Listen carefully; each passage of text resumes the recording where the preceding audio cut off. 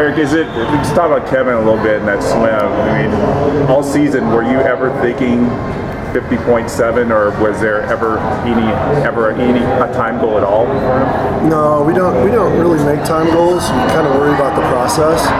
And you know, he came in as a sprinter, but I think the 200 is really his race right now because his stroke. He's such a glider, and his body line has gotten so good. He's really struggling right now to put his power, which is better than it's been, into his body line that quickly, and that's something that'll come with time. He's still making big gains, and you know, I'm happy with it. But I think if you asked him, he wasn't real pleased with it. But I think it's a step, and we need to keep taking those steps. Even though he was under 50 last night in the relay, I mean, it looked like he was almost forcing that tempo. Like what you're talking about, he has a better glide, and it looked better here in this race. Right. His first 25 wasn't very good last night when he went 49.5. And I think if you look at his last 75 of that relay split, you'll see what the future has. And I think you'll see it tomorrow in the 200 too. And when he broke the U.S. Open record at Texas, we were just going stroke count in the morning. He went 150.19, and there was kind of a revelation there about how he swims the fastest. So it's a learning process, and I'm really excited to watch him go long course, quite honestly. When you're training him throughout the season, how much percentage of a focus are you putting on the 100 and how much on the 200 training? Breaststroke development. I think a lot of the 100 comes from the weight room, quite honestly, and the 200 we do a lot of hypoxic training with the breaststrokers, and it's a combination of the two, really. And you know, that's a good question, but I think we're still in the developmental stages with him. You had talked to me in December about the fact that he has kind of a unique ability to flatten out his back. Yeah. Talk a little bit more about what that means.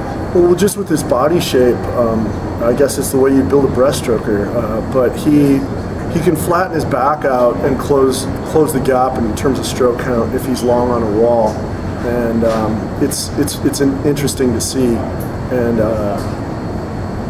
you know, it's something that he's gotten better and better at utilizing. Do you have a prediction? I know you said you don't really think about numbers, but you got to have some kind of number in mind for tomorrow's 200. Well, I know he's hungry now because he's not happy with that 100, but I think he's had a really strong meet, and I'm really happy with his relay split because that, like I said, it's a sign of things to come. But I think he's best right now when he can ride 4 strokes of length, and that's where he separates himself from everybody else.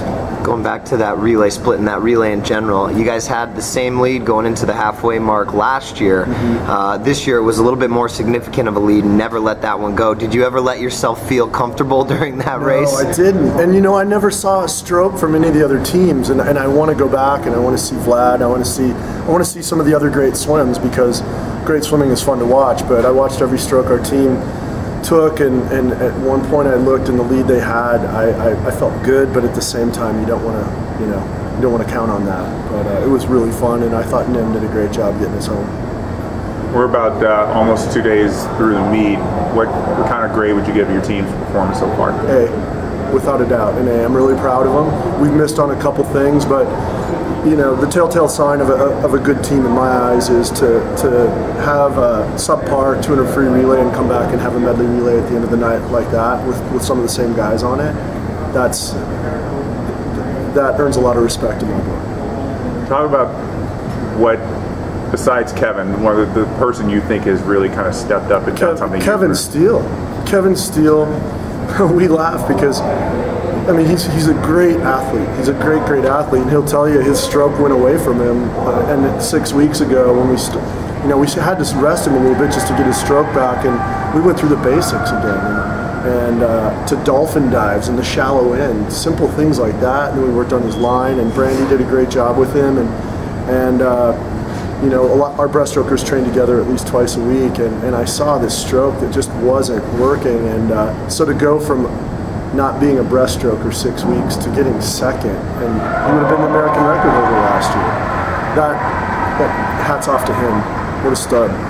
How much does having Kevin Cordes in practice push the rest of those breaststrokers to another level? Even Carl would have been in the top 4 in the final if he would have brought that time in the morning. Yeah. Clark Burkle. Yeah. It's fun.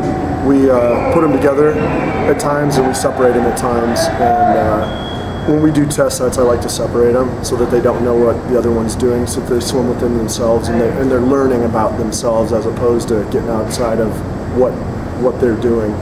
So it's been a good balance, and it's been a lot of fun. And you know, when Kevin did that last night, I texted Clark because they all work really well together and they work on things together. And Clark gets a lot of credit for working on his pullout and just shape, and it's a really special environment, that breaststroke group. Thanks, Eric. Best of luck finishing this out tomorrow. Thank you. Coach Paul.